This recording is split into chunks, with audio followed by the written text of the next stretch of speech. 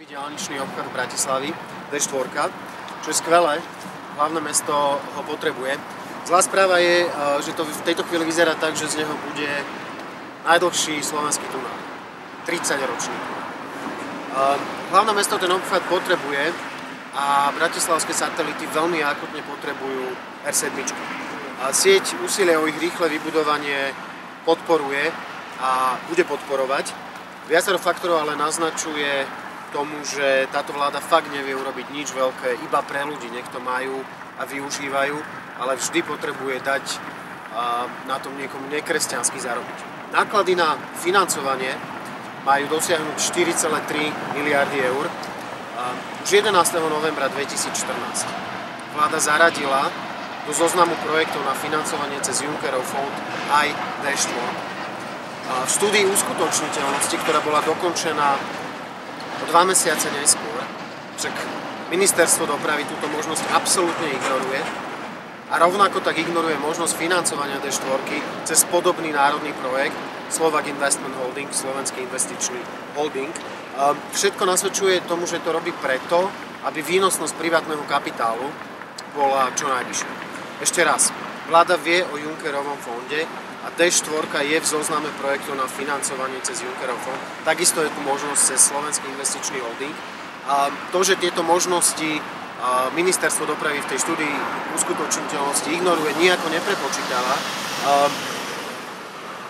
súvisí s faktom, že výnosnosť privátneho kapitálu sa v priemere predpokladá na úrovni 12%. My v tejto chvíli odhadujeme stratu pre občanov Slovenskej republiky vo výške približne 240 miliónov eur.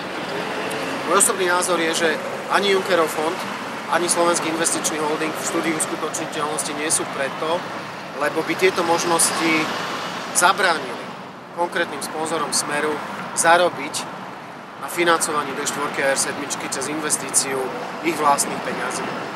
Lebo v situácii, keď máme na krku defláciu, peniaze sú na trhu k dispozícii veľmi lacno, je možnosť 12% výnosu ročne mimoriadne lákavá príležitosť. Akurát, že to bude zárobok na účet ľudí, ktorí dnes majú 20, 30, 40 rokov. Viac podrobnejšie vám k tomu povie Robert Augst, odborník siete pre národohospodárske otázky a tému verejných investícií. Pán Augst je absolventom viacerých zahraničných prestížnych škôl, London School of Economics, University of Cambridge, University of College of London. V roku 2011, v septembri 2011 za vlády Ivety Radičovej prišiel na ministerstvo financií ako riaditeľ odboru pre medzinárodné vzťahy a podielal sa na tvorbe štruktúry Slovenský investičný holding, zastupoval Slovensko v Európskom stabilizačnom mechanizme a v Európskej investičnej banke. Robo, nech sa páči. Ďakujem veľmi pekne. Ako rád mám predstavu, moje meno je Robert Augst a v budúcnosti sa budem venovať viacerým makroekonomickým a investičným témam v rámci siete. Taktiež by som rád povedal na margo tohto projektu, že sa bude jednať o najväčší projekt svojho druhu na Slovensku. Tento plánovaný projekt má finančné toky budúcnosti, de facto spôsobí to, že Slovensko si vytvorí 4,3 miliardy eur záväzky, ktoré bude splácať najbližších 30 rokov. Tieto záväzky síce nepôjdu priamo do dlhu, alebo to, čo sa predpokladá, ale to rozhodne až Eurostat, budú zaťažovať generácie a deti aj našich detí. Preto je veľmi podstatné, aby v budúcnosti sa všetky podobné projekty investičné najprv dobre preverili a overilo sa to, či nie sú lacnejšie možnosti na ich financovanie.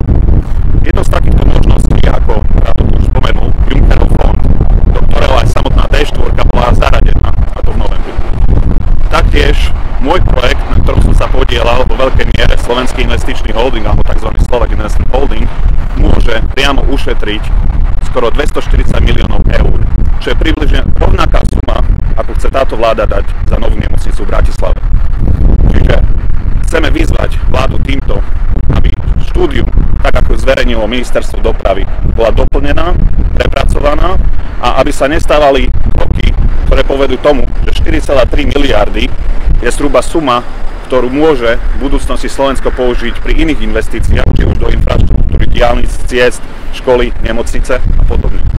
Suma 4,3 miliardy je zhruba sumou, za ktorú sa dá postaviť najvyššia stavba sveta, Burj Dubaj, ktorá má 800 metrov, ale nie raz, ale hneď 3-krát. Alebo inak povedané, daň z príjmu fyzických osôb by mohla byť odpustená na dobu 2 rokov. Všetky. Všetky. Čiže z tohto titulu som veľmi rád, že Rado mi dáva túto možnosť pracovať, presieť a pracovať pre budúce generácie na Slovensku. A je to volanie do služby pre tento štát, pre všetky nové generácie. Takže ďakujem veľmi pekne Radovi a odovzdávam slovo. Ja by som chcel ešte dve veci pripomenúť. Prvoradou úlohou tejto vlády musí zostať dobudovanie diaľnice z Bratislavy do Košíc. Mali sme od súčasného premiéra slib, že to bude do roku 2010, ale jedna vec je dôležitá.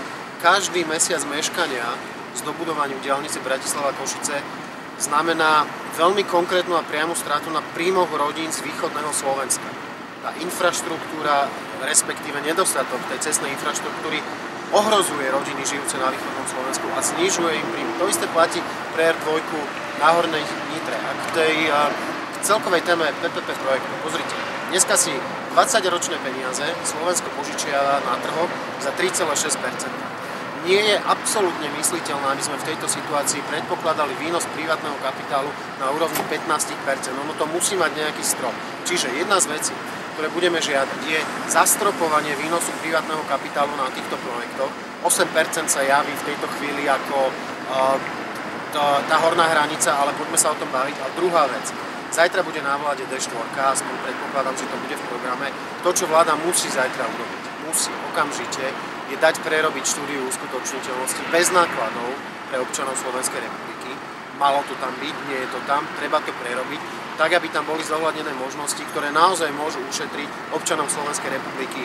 Dnes tie naše odhady hovoria o 240 miliónov eur. Čiže aj Slovenský investičný holding, aj Junckerov fond sa do tej štúdie musia dostať a musia byť predmetom podrobného rozpočtu. Ďakujem.